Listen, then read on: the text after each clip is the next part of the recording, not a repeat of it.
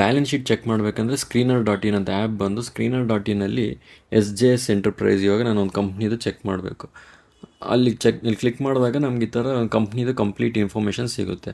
ನಾವು ಈ ಥರ ಸ್ಕ್ರಾಲ್ ಡೌನ್ ಮಾಡಿದ್ರೆ ನಮಗೆ ಇಲ್ಲಿ ಕ್ವಾರ್ಟರ್ಲಿ ರಿಸಲ್ಟ್ಸು ಮತ್ತು ಆ್ಯನ್ಯುಯಲ್ ರಿಸಲ್ಟ್ಸು ಮತ್ತು ಇಲ್ಲಿ ಬಂದರೆ ಬ್ಯಾಲೆನ್ಸ್ ಶೀಟ್ ಅಂತ ಸಿಗುತ್ತೆ. ಈ ಬ್ಯಾಲೆನ್ಸ್ ಶೀಟ್ ಅಂದರೆ ಏನು ಅಂದರೆ ಎರಡು ಬ್ಯಾಲೆನ್ಸ್ ಆಗಬೇಕು. ಯಾವುದ್ಯಾವುದು ಲಯಬಿಲಿಟೀಸು ಮತ್ತು ಅಸೆಟ್ಸ್. ಈ ಲಯಬಿಲಿಟೀಸ್ ಅಂದರೆ ಏನು? Source of fund. ಅಸೆಟ್ಸ್ ಅಂದರೆ ಏನು? Application of fund. ಸೋರ್ಸ್ ಎಲ್ಲಿಂದ ಬಂದಿದೆ ಅಂದರೆ ಸೋರ್ಸು ಬ್ಯಾಂಕ್ಸಿಂದ ಬಂದಿರ್ಬೋದು. ಇವಾಗ ಇಲ್ಲಾಂದರೆ ಒಂದು ದೊಡ್ಡ ದೊಡ್ಡ ಇನ್ಸ್ಟಿಟ್ಯೂಷನ್ ಹತ್ರ ಫಂಡ್ಸ್ ರೈಸ್ ಮಾಡಿರ್ತಾರೆ, ಅದೆಲ್ಲ ಬಂದು ಟೋಟಲ್ ಲಯಬಿಲಿಟೀಸ್ ಬರುತ್ತೆ. ಅಸೆಟ್ಸ್ ಬಂದರೆ ಅಪ್ಲಿಕೇಶನ್, ಎಲ್ಲಿ ಯೂಸ್ ಮಾಡಿದ್ದಾರೆ, ಈ ಬಂದಿರೋ ಫಂಡ್ಸ್ನ ಎಲ್ಲೆಲ್ಲಿ ಯೂಸ್ ಮಾಡಿದ್ದಾರೆ. ಅಂದರೆ ಇವಾಗ ಕಂಪ್ನಿ ಒಂದು ಪ್ಲ್ಯಾಂಟ್ ಆ್ಯಂಡ್ ಎಕ್ವಿಪ್ಮೆಂಟ್ ಆಗಲಿ, ಒಂದು ಮೆಷಿನರೀಸ್ ಆಗಲಿ, ಯಾವುದೇ ರೀತಿಯಾದಂಥ ಎಲ್ಲೆಲ್ಲಿ ಯೂಸೇಜ್ ಮಾಡಿರೋದು ಬಂದಿರೋ ಫಂಡ್ಸ್ನ ಅದನ್ನು ಅಸೆಟ್ಸ್ ಅಂತಾರೆ. ನೋಡ್ಬೋದು ನೀವು ಇಲ್ಲಿ ಎವ್ರಿ ಇಯರ್ ಫೈನಾನ್ಷಿಯಲ್ ಇಯರ್ದು ಲಯಬಿಲಿಟೀಸು ಮತ್ತು ಅಸೆಟ್ಸು ಮ್ಯಾಚ್ ಆಗ್ತಾ ಇರುತ್ತೆ. ಇಲ್ಲಿ 456 crores ಇದ್ದರೆ ಇಲ್ಲೂ ಅಸೆಟ್ಸ್ ಕೂಡ ಇಲ್ಲಿ ಆ್ಯಡ್ ಮಾಡಬೇಕು. ಇವನ್ನೆಲ್ಲ ಆ್ಯಡ್ ಮಾಡಿದಾಗ ನಮಗೆ 456 crores ಬರುತ್ತೆ. 30, 330, 29, 66 ಇದೆಲ್ಲ ಆ್ಯಡ್ ಮಾಡಿದ್ರೆ ನಮ್ಗೆ ಟೋಟಲ್ ಲಯಬಿಲಿಟೀಸ್ ಸಿಗುತ್ತೆ. ಅದೇ ರೀತಿ ಇಲ್ಲಿ ಅಸೆಟ್ಸಲ್ಲೂ ಅಷ್ಟೇ, ಇವೆಲ್ಲ ಆ್ಯಡ್ ಮಾಡಿದಾಗ 207, 78, 170 ಇವೆಲ್ಲ ಆ್ಯಡ್ ಮಾಡಿದಾಗ ನಮಗೆ ಟೋಟಲ್ ಅಸೆಟ್ಸ್ ಬರುತ್ತೆ. ಇವೆರಡು ಮ್ಯಾಚ್ ಆದಾಗ ಇದನ್ನು ಬ್ಯಾಲೆನ್ಸ್ ಶೀಟ್ ಅಂತಾರೆ. ಅಸೆಟ್ಸಲ್ಲಿ ಎರಡು ರೀತಿ ಇದೆ. ಒಂದು ಬಂದು ಕರೆಂಟ್ ಅಸೆಟ್ಸ್, ಇನ್ನೊಂದು ನಾನ್ ಕರೆಂಟ್ ಅಸೆಟ್ಸ್. ಸೇಮ್ ಅದೇ ರೀತಿ ಲಯಬಿಲಿಟೀಸಲ್ಲೂ ಅಷ್ಟೇ, ಕರೆಂಟ್ ಲಯಬಿಲಿಟೀಸ್, ನಾನ್ ಕರೆಂಟ್ ಲಯಬಿಲಿಟೀಸ್. ಏನಿದು ಕರೆಂಟು ಮತ್ತು ನಾನ್ ಕರೆಂಟ್ ಅಸೆಟ್ಸ್ ಅಂದಾಗ ವಿತಿನ್ 1 year ಒಳಗೆ ಯೂಸ್ ಮಾಡೋಂಥದ್ದನ್ನೆಲ್ಲ ಕರೆಂಟ್ ಅಸೆಟ್ಸ್. 1 yearಗಿಂತ ಜಾಸ್ತಿ ಯೂಸ್ ಮಾಡೋದನ್ನೆಲ್ಲ ನಾನ್ ಕರೆಂಟ್ ಅಸೆಟ್ಸ್ ಅಂತಾರೆ. ಲಯಬಿಲಿಟೀಸಲ್ಲೂ ಅಷ್ಟೇ, 1 year ಒಳಗೆ ಸಾಲ, ಇವಾಗ 1 year ಒಳಗೆ ಶಾರ್ಟ್ ಟರ್ಮ್ ಇರುತ್ತೆ, ಆ ಸಾಲ ತೊಗೊಂಡಿರ್ತಾರೆ, 1 year ಒಳಗೆ ಪೇ ಮಾಡಬೇಕು ಲೋನು, ಅದನ್ನು ಕರೆಂಟ್ ಲಯಬಿಲಿಟೀಸ್. ಅದೇ 1 yearಗಿಂತ ಜಾಸ್ತಿ ಇರೋದನ್ನು ನಾನ್ ಕರೆಂಟ್ ಅಷ್ಟೇ.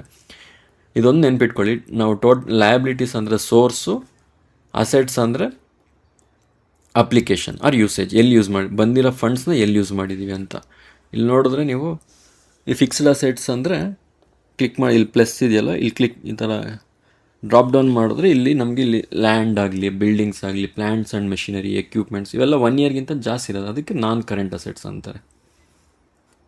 ಅದೇ ರೀತಿಯಾದಂಥ CWIP ಅಂದರೆ ಕ್ಯಾಪಿಟಲ್ ವರ್ಕ್ ಇನ್ ಪ್ರೋಗ್ರೆಸ್. ಅಂದರೆ ಇವಾಗ ಕಂಪ್ನಿ ಡಿಮ್ಯಾಂಡ್ ಜಾಸ್ತಿ ಇರುತ್ತೆ, ಕಂಪ್ನಿಯಲ್ಲಿ ಏನೋ ಒಂದು ಪ್ರಾಡಕ್ಟ್ಗೆ ಅವರು ಎಕ್ಸ್ಪ್ಯಾಂಡ್ ಮಾಡಬೇಕು ಪ್ಲ್ಯಾಂಟ್ಸ್ನ, ಅದಕ್ಕೆ ಯೂಸ್ ಮಾಡೋ ಫಂಡ್ಸ್ನೆಲ್ಲ ಕ್ಯಾಪಿಟಲ್ ವರ್ಕ್ ಇನ್ ಪ್ರೋಗ್ರೆಸ್ ಅಂತಾರೆ.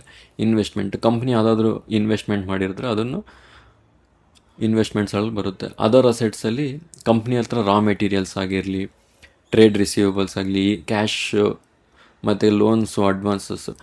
ಇನ್ವೆಂಟ್ರೀಸ್ ಅಂದರೆ ರಾ ಮೆಟೀರಿಯಲ್ಸು ಏನೇ ಇರುತ್ತೋ ಅವನ್ನೆಲ್ಲ ಇವೆಲ್ಲ ವಿತಿನ್ 1 year ಒಳಗೆ ಇದಾಗುತ್ತೆ, ಅದಕ್ಕೆ ಇವನ್ನೆಲ್ಲ ಕರೆಂಟ್ ಅಸೆಟ್ಸ್ ಒಳಗೆ ಬರುತ್ತೆ. ಇವೆಲ್ಲ ಇನ್ವೆಸ್ಟ್ಮೆಂಟ್ಸ್ ಆಗಲಿ ಒಂದೊಂದು ಸರಿ 1 year, ಇವಾಗ ಫಾರ್ ಎಕ್ಸಾಂಪಲ್ ಒಂದು ಮ್ಯೂಚುವಲ್ ಫಂಡಲ್ಲಿ ಏನೋ ಇನ್ವೆಸ್ಟ್ ಮಾಡಿರ್ತಾರೆ, ಅದು 1 year ಟೈಮ್ ಪೀರಿಯಡ್ ಇರುತ್ತೆ ಒಳಗೆ, ವಿತಿನ್ 1 year ಅದು ಕೂಡ ನಮಗೆ ಇನ್ವೆಸ್ಟ್ಮೆಂಟ್ ಕೂಡ ಕರೆಂಟ್ ಅಸೆಟ್ಸಲ್ಲೇ ಬರುತ್ತೆ.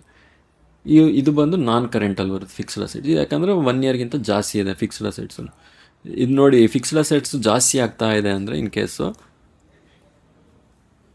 ಕಂಪ್ನಿ ಗ್ರೋತ್ ಆಗ್ತಾ ಇದೆ ಅಂತ, ಅಂದರೆ ತುಂಬ ಪ್ಲ್ಯಾಂಟ್ ಇನ್ಕ್ರೀಸ್ ಮಾಡ್ತಾರೆ, ಅಂದರೆ ಪ್ಲ್ಯಾಂಟ್ಸ್ ಆ್ಯಂಡ್ ಎಕ್ವಿಪ್ಮೆಂಟ್ಸ್ನ ಮತ್ತು ಮೆಷಿನರೀಸ್. ಯಾವಾಗ ಪ್ಲ್ಯಾಂಟ್ ಎಕ್ವಿಪ್ಮೆಂಟ್ಸ್ ಎಲ್ಲ ಜಾಸ್ತಿ ಆಗುತ್ತೆ ಅಂದರೆ ಕಂಪ್ನಿ ಡಿಮ್ಯಾಂಡ್ ಜಾಸ್ತಿ ಆದಾಗ, ಗ್ರೋತ್ ಇದ್ದಾಗ ಇವೆಲ್ಲ ಜಾಸ್ತಿ ಆಗ್ತಾಯಿದೆ ಅಂತ. ಯಾವುದೇ ಕಂಪ್ನಿ ನೀವು ಅಬ್ಸರ್ವ್ ಮಾಡಿದಾಗ ನೀವು ಫಿಕ್ಸ್ಡ್ ಅಸೆಟ್ಸ್ ಬೆಳೀತಿದೆ ಅಂದರೆ ಕಂಪ್ನಿನೂ ಬೆಳೀತಿದೆ ಅಂತ. ಇದು CWIP ಇನ್ಕ್ರೀಸ್ ಆಗ್ತಿದೆ ಅಂದರೆ ಇವಾಗ ಕರೆಂಟ್ ಕಂಪ್ನಿ ಕೆಪಾಸಿಟಿ ಇನ್ಕ್ರೀಸ್ ಮಾಡ್ತಾರೆ, ಅಂದರೆ ಅವರಿರೋ ಎಕ್ಸಿಸ್ಟಿಂಗ್ ಪ್ಲ್ಯಾಂಟಲ್ಲೇ ಇಲ್ಲಾಂದರೆ ಇನ್ನೂ ಬೇಕಂದರೆ ಎಕ್ಸ್ಟ್ರಾ ಬೈ ಮಾಡಿ ಕಂಪ್ನಿ ಲ್ಯಾಂಡ್ ಆಗಲಿ ಏನೇ ಆಗಲಿ ಬೈ ಮಾಡಿ ಅವರು ಇನ್ವೆಸ್ಟ್ಮೆಂಟ್ ಮಾಡಿರ್ತಾರೆ. ವಿತಿನ್ 2-3 yearsಲ್ಲಿ more than 1 year capital work in progress ಇರ್ಬೋದು. ಕ್ಯಾಪಿಟಲ್ ವರ್ಕ್ ಇನ್ ಪ್ರೋಗ್ರೆಸ್ ಇದು ಥರ. ಇನ್ವೆಸ್ಟ್ಮೆಂಟ್ಸ್ ಬಂದು FD. ಅದೇ ರೀತಿಯಾದಂಥ ಲಯಬಿಲಿಟೀಸ್, ನೀವು ಲಯಬಿಲಿಟೀಸಲ್ಲಿ ನೋಡಿದ್ರೆ ಇಲ್ಲಿ ಬಾರೋಯಿಂಗ್ಸ್ ಅಂತ ಇದೆ. ಈ ಬಾರೋಯಿಂಗ್ಸಲ್ಲಿ 2 ರೀತಿಯಾದಂಥ ಇರುತ್ತೆ, ಲಾಂಗ್ ಟರ್ಮು ಮತ್ತು ಶಾರ್ಟ್ ಟರ್ಮು. ಲಾಂಗ್ ಟರ್ಮ್ ಬಂದು 1 yearಗಿಂತ ಮೇಲಿರುತ್ತೆ, ಅದಕ್ಕೆ ನಾನ್ ಕರೆಂಟ್ ಲಯಬಿಲಿಟೀಸ್ ಅಂತಾರೆ. ಈ ಶಾರ್ಟ್ ಟರ್ಮ್ಸ್ ಬಾರೋಯಿಂಗ್ಸ್ ಅಂದರೆ ವಿತಿನ್ 1 year ಒಳಗೆ ಅವ್ರ ಸಾಲನ ಪೇ ಮಾಡೋದು, ಇದು ಶಾರ್ಟ್ ಟರ್ಮ್. ಇದು ಕರೆಂಟ್ ಲಯಬಿಲಿಟೀಸ್, ವಿತಿನ್ 1 year ಒಳಗೆ ಪೇ ಮಾಡ್ತಾರಲ್ವ ಅದಕ್ಕೆ ಕರೆಂಟ್. ಇವಾಗ ನೀವು ಅಬ್ಸರ್ವ್ ಮಾಡಿದ್ರೆ ಕಂಪ್ನಿ ಬಾರೋಯಿಂಗ್ಸ್ ಇನ್ಕ್ರೀಸ್ ಆಗ್ತಿದೆ ಅಂದರೆ ಇಲ್ಲಿ ಕಂಪ್ನಿ ಇವಾಗ ಫಾರ್ ಎಕ್ಸಾಂಪಲ್ ಇಲ್ಲಿ ನೋಡಿದ್ರೆ ಲಾಂಗ್ ಟರ್ಮ್ ಬಾರೋಯಿಂಗ್ಸು ಜಾಸ್ತಿ ಆಗಬಾರ್ದು ಕಂಪ್ನಿದು. ಶಾರ್ಟ್ ಟರ್ಮ್ ಬಾರೋಯಿಂಗ್ಸ್ ಇನ್ಕ್ರೀಸ್ ಆದರೂ ಅದು ವಿತಿನ್ 1 ಇಯರ್ ಒಳಗೆ ಪೇ ಮಾಡ್ತಾರೆ, ಅದಕ್ಕೆ ಏನು ತೊಂದರೆ ಇರಲ್ಲ. ಲಾಂಗ್ ಟರ್ಮ್ ಜಾಸ್ತಿ ಆಗ್ತದೆ ಅಂದರೆ ಕಂಪ್ನಿ ಪೇ ಮಾಡ್ತಿಲ್ಲ ಅಂತ, ರೀಪೇ ಮಾಡೋಕ್ಕಾಗ್ತಿಲ್ಲ, ಕಂಪ್ನಿ ಏನಾದರೂ ಬ್ಯಾಂಕ್ರಪ್ಟ್ ಆಗ್ಬೋದು, ಆ ಸಾಧ್ಯತೆಗಳು ಇರುತ್ತೆ. ಬ್ಯಾಂಕ್ ಲೋನ್ಸ್ ಯಾವುದೇ ಕಂಪ್ನಿಗಳು ಲೋನ್ ತೊಗೊಂಡಿದೆ ಅದು ಅಂದರೆ ಗುಡ್ಡ ಬೇಡ ಅನ್ನೋದು ಹೇಳೋದಕ್ಕೆ ನಮ್ಗೆ ಆಗಲ್ಲ. ಯಾಕಂದರೆ ಕಂಪ್ನಿ ಎಕ್ಸ್ಪ್ಯಾಂಡ್ ಮಾಡೋದಕ್ಕೆ ಲೋನ್ಸ್ ತೊಗೊಂಡು ಅವ್ರ ಕೆಪಾಸಿಟಿನ ಇನ್ಕ್ರೀಸ್ ಮಾಡ್ತಿರ್ತಾರೆ. ಅದಕ್ಕೆ ಲೋನ್ ತೊಗೊಳೋದು ಒಳ್ಳೆಯದೇ, ಬಟ್ ಅದು ಹೇಗೆ ಯೂಸ್ ಮಾಡೋದು ಅನ್ನೋದನ್ನು ಮೇನ್ ಥಿಂಗ್. ಇವಾಗ ಕಂಪ್ನಿ ಏನಾದರೂ ರಾಂಗ್ ಥಿಂಗಿಗೆ ಯೂಸ್ ಮಾಡಿದ್ರೆ ಅದು ಸ್ವಲ್ಪ ಕಂಪ್ನಿಗೆ ಪ್ರಾಬ್ಲಮ್ ಆಗುತ್ತೆ. ಅದೇ ರೈಟ್ ಥಿಂಗ್ಸ್ಗೆ ಯೂಸ್ ಮಾಡಿದ್ರೆ ಒಂದು ಪ್ಲ್ಯಾಂಟು ಡಿಮ್ಯಾಂಡ್ ಇದೆ ಅಂದ್ಬಿಟ್ಟು ಅವ್ರು ಇನ್ವೆಸ್ಟ್ ಮಾಡಿ ಪ್ಲ್ಯಾಂಟ್ ಎಕ್ಸ್ಪ್ಯಾಂಡ್ ಮಾಡಿದಾಗ ಅದು ಕಂಪ್ನಿಯವ್ರಿಗೆ ಬೆನಿಫಿಟ್ಸ್ ಇರುತ್ತೆ.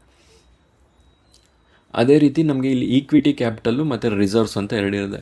ಈಕ್ವಿಟಿ ಕ್ಯಾಪಿಟಲ್ ಬಂದು ಕಂಪ್ನಿದು ಶೇರ್ ಹೋಲ್ಡರ್ಸ್ ಈಕ್ವಿಟಿ ಆಗಲಿ, ರಿಟೇಲ್ ಇನ್ವೆಸ್ಟರ್ಸು ಯಾರೇ ಇನ್ವೆಸ್ಟರ್ಸ್ ಶೇರ್ಸ್ ಮಾಡಿರ್ತಾರಲ್ಲ ಅವ್ರದ್ದು ಈಕ್ವಿಟಿ ಕ್ಯಾಪಿಟಲ್. ಇಲ್ಲಿ ರಿಸರ್ವ್ಸ್ ಬಂದು ರಿಟೈನ್ಡ್ ಅರ್ನಿಂಗ್ಸ್ ಅಂತ. ಇವಾಗ ಕಂಪ್ನಿ ಡಿವಿಡೆಂಡ್ಸ್ ಕೊಡುತ್ತೆ, ಡಿವಿಡೆಂಡ್ಸ್ ಕೊಟ್ಟಾದ್ಮೇಲೆ ಉಳಿದಿರುತ್ತಲ್ಲ ದುಡ್ಡು, ಅದನ್ನು ರಿಸರ್ವ್ಸಲ್ಲಿ ಆ್ಯಡ್ ಮಾಡ್ತಾರೆ. ಇವೆರಡು ಆ್ಯಡ್ ಮಾಡಿದಾಗ ಕಂಪ್ನಿದು ನೆಟ್ವರ್ತ್ ಅನ್ನೋದು ಸಿಗುತ್ತೆ. 836 ಮತ್ತು 32 ಇವಾಗ ಆ್ಯಡ್ ಮಾಡಿದ್ರೆ ಕಂಪ್ನಿದು ನೆಟ್ವರ್ತ್ ಇಲ್ಲಾಂದರೆ ಬುಕ್ ವ್ಯಾಲ್ಯೂ, ಕಂಪ್ನಿದು ಬುಕ್ ವ್ಯಾಲ್ಯೂ ಸಿಗುತ್ತೆ. ಫಾರ್ ಎಕ್ಸಾಂಪಲ್ ಇವಾಗ ಕಂಪ್ನಿ ಏನಾದರೂ ಕ್ಲೋಸ್ ಮಾಡಬೇಕಂದ್ರೆ ಆ ಕಂಪ್ನಿ ನೆಟ್ವರ್ತ್ ಎಷ್ಟಿದೆ ಅಂತ ಚೆಕ್ ಮಾಡೋದಕ್ಕೆ ಇದಿಷ್ಟು ಈಕ್ವಿಟಿ ಕ್ಯಾಪಿಟಲ್ ಮತ್ತು ರಿಸರ್ವ್ಸ್ ಇವೆಲ್ಲೂ ಆ್ಯಡ್ ಮಾಡಿದಾಗ ಕಂಪ್ನಿ ನೆಟ್ವರ್ತ್ ಸಿಗುತ್ತೆ. ಇದು ಬೇಸಿಕ್ ಥಿಂಗ್ಸ್. ಯಾವತ್ತೇ ಆಗಲಿ ಕಂಪ್ನಿದು ನೆನ್ಪಿಟ್ಕೊಳ್ಳಿ, ಲಯಬಿಲಿಟೀಸು ಮತ್ತು ಅಸೆಟ್ಸ್ ಅನ್ನೋದು ಮ್ಯಾಚ್ ಆಗಬೇಕು. ನಮಗೆ ಇದು ಈಸಿ ಮೆಥಡು. ಇನ್ನು ನಿಮಗೆ ಅಡ್ವಾನ್ಸ್ ನೀವು ಚೆಕ್ ಮಾಡಬೇಕು ಅಂದರೆ ನೀವು ಇಲ್ಲಿ ಫೈನಾನ್ಷಿಯಲ್ ಆ್ಯನ್ಯಲ್ ರಿಪೋರ್ಟ್ಸಲ್ಲಿ ಹೋಗಿ ನಾವು ಇಲ್ಲಿ ಕ್ಲಿಕ್ ಮಾಡಿದಾಗ ನಿಮಗೆ ಕಂಪ್ನಿದು ಕಂಪ್ಲೀಟ್ ಇನ್ಫಾರ್ಮೇಷನ್ನು ಸಿಗುತ್ತೆ. ಅಲ್ಲಿ ಇನ್ಡೆಪ್ತ್ ರಿಸರ್ಚ್, ನಮಗೆ ಇನ್ಡೆಪ್ತ್ ರಿಸರ್ಚ್ ಬೇಕಿಲ್ಲ. ಕಂಪ್ನಿದು ಬೇಸಿಕ್ ಇನ್ಫಾರ್ಮೇಷನ್ ನಾವು ಚೆಕ್ ಮಾಡಬೇಕಂದ್ರೆ ನಾವೇನು ರಿಸರ್ಚ್ ಏನು ಮಾಡಲ್ಲ, ಜಸ್ಟ್ ನಾವು ಕಂಪ್ನಿದು ಹೆಂಗೆ ಬ್ಯಾಲೆನ್ಸ್ ಶೀಟ್ ಹೇಗಿದೆ ಅನ್ನೋದು ಚೆಕ್ ಮಾಡೋದಕ್ಕೆ ನಮಗೆ ಇಷ್ಟು ಇನ್ಫಾರ್ಮೇಷನ್ ನೋಡಿದ್ರೆ ಸಾಕು. ಇವಾಗ ಈಕ್ವಿಟಿ ಕ್ಯಾಪಿಟಲ್, ರಿಸರ್ವ್ಸು, ಬಾರೋಯಿಂಗ್ಸು ಇವೆಲ್ಲ ನೋಡಿದ್ರೆ ನಮ್ಗೆ ಇಲ್ಲೇ ಬೇಸಿಕ್ ಇನ್ಫಾರ್ಮೇಷನ್ ನಮ್ಗೆ ಗೊತ್ತಾಗುತ್ತೆ. ಇದು ಬ್ಯಾಲೆನ್ಸ್ ಶೀಟ್ ನೋಡೋದು ಹೀಗೆ.